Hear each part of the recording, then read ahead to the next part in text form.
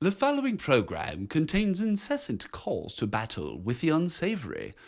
If you suffer from squeaky clean-handedness, Randall might not be right for you. Check with your local Pharisee. Speaking the truth when others hold their tongues. Wrestling for justice with left-wingers and crocodiles. Resisting the temptation to keep the peace at any price. The only talk show host who writes his own theme music, Randall Terry. Welcome, ladies and gentlemen, to a special edition of Randall Terry, the voice of resistance. As you know, it's law. What some people are calling the Satan sandwich. The increase of the debt ceiling. It's a done deal. And by the way, there is word that Satan is going to have a press conference to discuss the Satan sandwich. If that press conference occurs during this program, we will cut away to it, I promise you. Today's program brought to you in part by the Communist Chinese. Hey, we might be slaves to them for our debt, but they make great and cheap Christmas toys. And by Satan, who exploits the Communist Chinese to kill babies and make cheap circuses. I'll be right back after a quick word from my friend, Sir Reginald Blaney. Just turn it on. I got something to say. When will we wake up? Those people in Washington, D.C., they are our masters. They are the slave labor leaders, and we are the slave labor force on a federal plantation. And I, for one, am tired of being in the big house. But let me tell you something. The reason that they keep on smoozing us and getting us to go along with their nonsense is because most of us aren't field slaves. We're house slaves. Oh yeah, we got air conditioning, we got Nintendo, we got on-demand movies, and we got that one fish a day carp, but it's good if you're hungry. And so, as long as most of us are content to be the slave labor force who get to live in the big house, well then, this whole plantation is gonna keep right on going. But let me tell you something, it might just be a little better to be a half-starved free man than a well-fed slave. Oh, check me out, I'm a well-fed slave.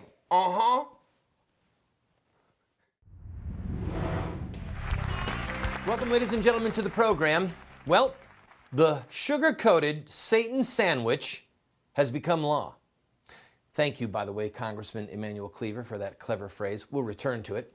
It passed, as you know, 269 to 161 in the House and 74 to 26 in the Senate. Big majorities in both chambers with a lot of Republicans voting for it. We'll come back to that. Well, CNN found in a poll that 17% of the people believe that Congress acted like responsible adults in this budget crisis. Only 17%? Yes, a whopping 77% said that they believe that Congress behaved like spoiled children. They just need a spanking. Why?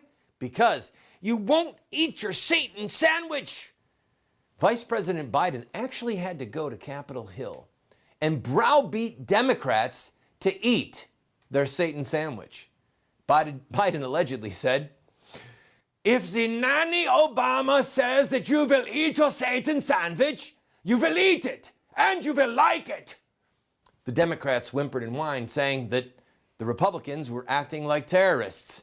Biden said, yes, they are, but we have taken away their weapons of mass destruction. Now, eat your Satan sandwich. When asked how he would vote, Emanuel Cleaver, the congressman who coined the Satan sandwich phrase, said, "Well, I hate Satan, but I have to do what Nanny Obama says. And if Nanny Obama needs me to turn my back on the poor and to ingest and eat Satan, then I'll do it for Obama." Well, when Cleaver bit in, he said, "Do I taste a hint of Beelzebub?" Biden said, "No. It's Obama's toe jam. Now shut up and eat your Satan sandwich." Wait, what's that? I'm sorry, evidently Satan is going to have his press conference right now to deal with all this? Okay, we're going to cut away to it. Go ahead.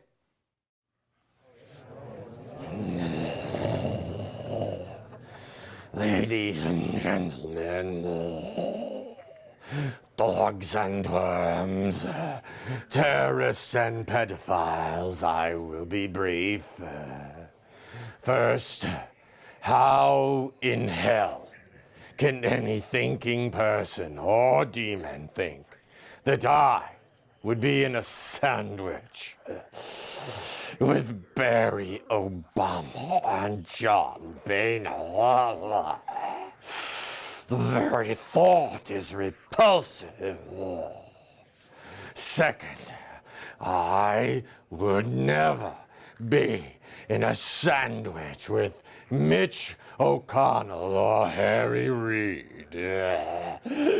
They both behave and look and smell like dead fish. Sulfur, yes. Dead fish, no. Third, I have the perfect alibi for the time of both votes. I was enjoying a warm acid and lava drink with Saddam Hussein and Osama bin Laden while George Tiller danced on our table. Thank you for your time. Mr. Satan, Yes, a question, yes. do you endorse the deal Obama made with Boehner and Reid? The deal that Obama made can go to hell. Or should I say, come home to daddy. One more question. Yes, you do you nefarious have any- spoiled child. What? Any comment about Congressman Cleaver, who started the rumor that you were in a sandwich with President Obama and John Boehner? Any comment? Yes, Congressman Cleaver will soon be enjoying a very, very hot house warming. Yeah. Congressman Cleaver, will see you soon.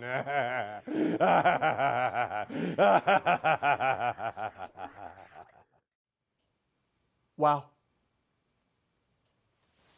What do you even say to that? I'm scared. Okay, the House and the Senate, let's go on to something happy. They've adjourned for the summer. They call it summer recess for some rest and relaxation. House Speaker John Boehner says, and I quote, "Hey, I'm beat. Enslaving a population of this size to debt to China is hard work, and I need a rest." Close quote. Now, let's talk about, when we come back from this break, let's do that. Let's take a break. When we come back, we'll talk in reality about who the political winners are and who the political losers are, and who do you think was the big, big winner? Don't go away. People who say they're atheists are really stupid. If they live their life by that principle, they leave no room for error.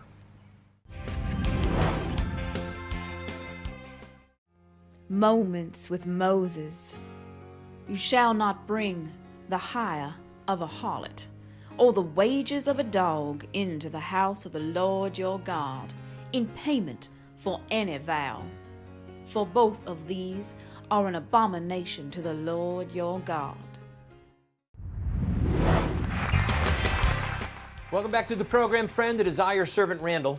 Now it's time for some real political analysis as we discuss who the big winners are and the big losers are in the raising of the debt ceiling. Now, I have to confess that from time to time, it's very rare, I do watch network news, CNN, Fox, MSNBC. And it was fun to watch Wolf Blitzer, who I respect. It was fun to watch him try and figure out who's the winner here. And at the beginning, he said, it's the Tea Party. The Tea Party is the big winner. And then Mitch McConnell said, the Tea Party people, you have driven this agenda. But you know what? Smoke and mirrors. I'll tell you who the big winner is in this. It's Barack Hussein Obama. Let me explain. First, like Vice President Biden said, WMD, weapons of mass destruction, politically speaking, have been taken out of the Republicans' hands for the 2012 election. And what's more insane is that Republicans went for this, okay? Debt ceiling as an issue is gone from the GOP arsenal in the 2012 election. They surrendered this weaponry. It was genius on Obama's part. Second, Obama looked reasonable. He actually took the worst part of the deal. At least it appears that way up front. Now, he can say to all voters, look, I was the reasonable one. I want a balanced approach. I do not want to balance the budget on the back of poor people and the elderly. I want jet owners and yacht owners to pay their fair share. If jet owners won't pay their fair share, let's shoot their jets out of the air. Class Warfare 101. Anyway, Obama won on that count. Next, the press is reporting, and we're trying to confirm this, but it's coming from reliable sources, that Mitch McConnell, the Senate Minority Leader, the GOP Republican guy, the dead fish guy, that Mitch McConnell has said that any GOP senator, any Republican senator who voted against the bill will not be allowed to be on the so-called super committee. So that means that any fiscal hawk, any military hawk, any senator who might be flirting with a conscience will be banned from the super committee. So, Rand Paul, we bid you adieu. Senor Rubio de Florida, Senator Rubio, you must go. You cannot be on the committee. You voted against the bill, huh? Now, this is doubly disgusting since Senator McConnell praised the Tea Party for having driven the agenda. I think it goes like this. Boys and girls, you drove the agenda, but your driver's getting thrown out. Boy. Next, Obama basically said in his press conference that it was him and the American people against Congress. Those Congress people are irresponsible. They're spoiled children who need a spanking. He and the voters are balanced. All they want is to get the rich to pay their fair share. Whatever that is. Finally, the super committee has Obama as the 13th vote, the tiebreaker vote. Now, what this super committee can and cannot do, according to this bill, we're still searching out. It's still unclear. And by the way, we don't even know if what they've agreed to is constitutional. There will be lawsuits against this bill saying that whatever this super committee is unconstitutional. One thing is certain. It looks as if Boehner might have sold representative government as we know it down the river. Okay? This might have given Obama, as the 13th vote, frightening powers. We will see. I'm going to take a break.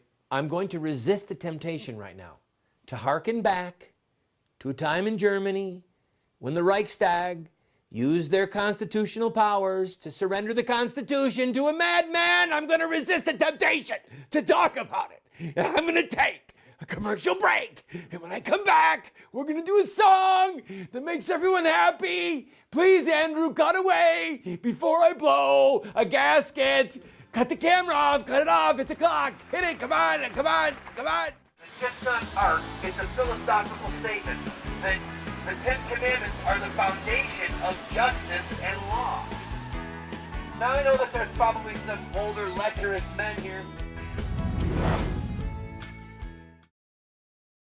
If we are together, nothing is impossible. If we are divided, all will fail. Sir Winston Churchill. Welcome back to the program, friend.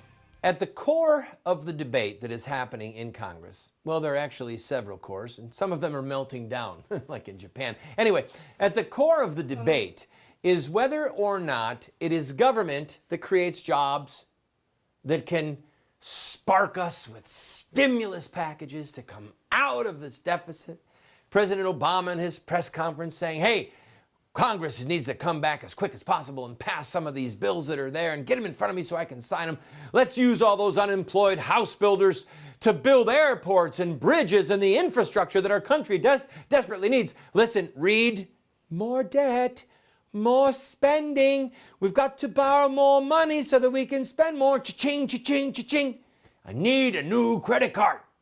Anyway, at the core of this debate is whether or not the government is our great leader, our great provider, the great stimulus of hope, growth, and opportunity, or whether it originates from crazy things like mom and pop stores or businesses that are not crushed or fettered by endless regulations.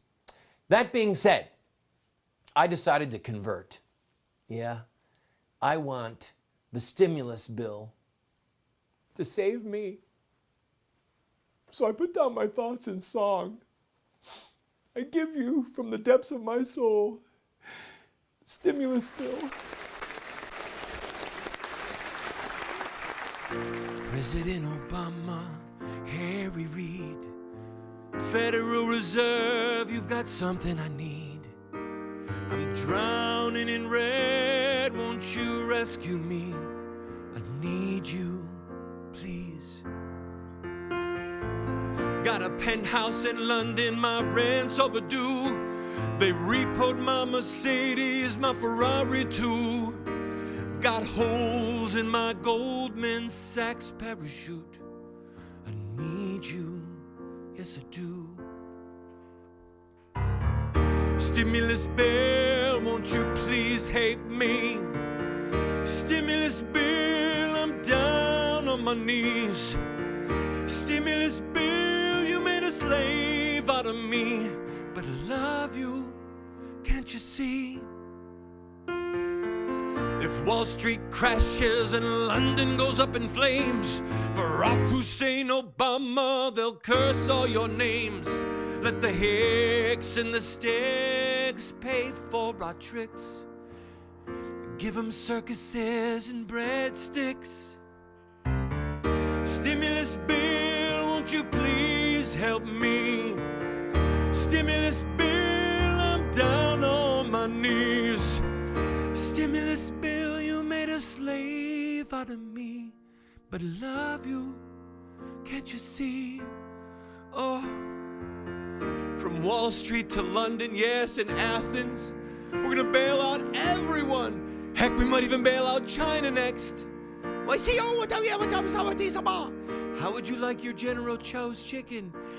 I want it paid for, please, by a bailout. Nancy, help me.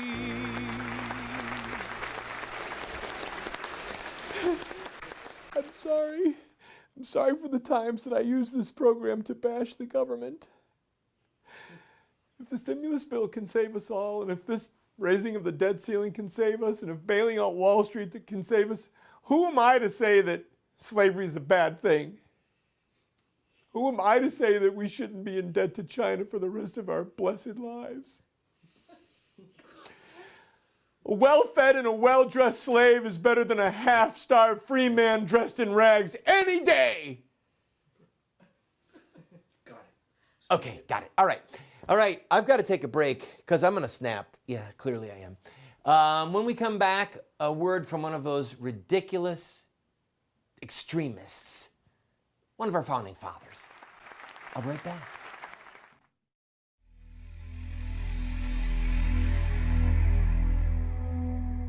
For he will deliver you from the snare of the fowler and from the deadly pestilence.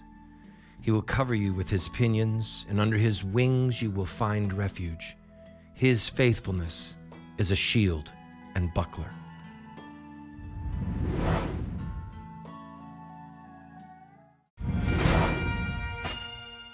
Thomas Jefferson said, I, however, place economy among the first and most important Republican virtues, and public debt as the greatest of the dangers to be feared. Abraham Lincoln said, slavery is founded in the selfishness of man's nature. Opposition to it is in his love of justice. These principles are an eternal antagonism, and when brought into collision so fiercely as slavery extension brings them, shocks and throes and convulsions must ceaselessly follow. Friends, the shocks and convulsions that this country has gone through in the past few weeks are but a foretaste of what is to come. They will continue as long as the principle that is driving this debate is one of class warfare and enslaving a certain section of the tax-paying electorate to become the slave labor force of another section of the electorate. After all, the essence of slavery is that you are compelled to work for the benefit of another against your will. There's a passage in the Bible that says that the borrower is slave to the lender. Thomas Jefferson said that public debt was to be feared. Well, the reason is simple. The further we go into debt, the further we're enslaved to someone. At this point, the American taxpayer, each man, woman, and child, owes approximately $50,000. And by the way, that's just the principal. And for taxpayers, it's about $150,000 each. And again, that's just the principal. The problem is the interest.